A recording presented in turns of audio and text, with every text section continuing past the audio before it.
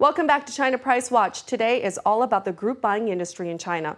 Earlier, we looked at the slowdown in the industry despite a powerful entrance. And now we'll take a look at more reasons behind such market changes. An analyst at the China Electronic Commerce Research Center believes that due to a lower threshold and excessive capital poured into the industry, group buying entered a state of heavy competition way too early. Hundreds of group buying websites have shut down, which to some extent highlights the awkward position of current existing businesses.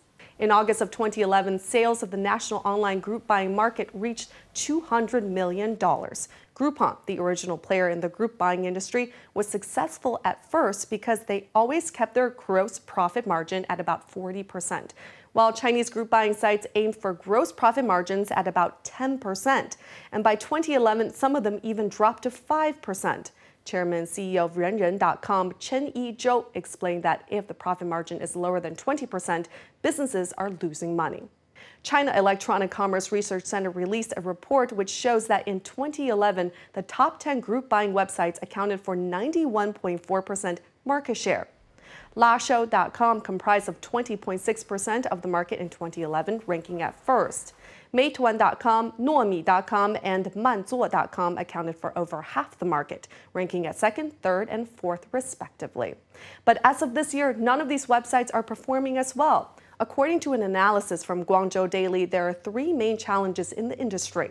The first is financial pressure. Although some large group buying sites have sold over billions of dollars, only 10% of retailers will cooperate with group buying sites. As such, these sites incur high advertising and operating costs just to convince retailers to work with them.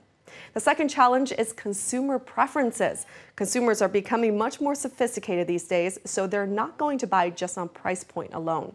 The bigger goal is to attract loyal, repeat customers, but it's hard to do so because smart consumers know they'll get the best deals by shopping through a variety of group buying sites.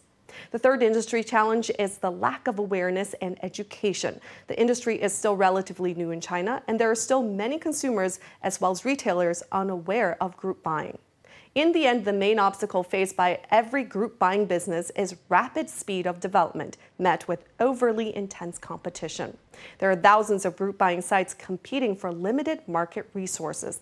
The key, then, is to differentiate and create a niche market. More on this topic later in our special edition of Consumer Corner and Price Snapshot.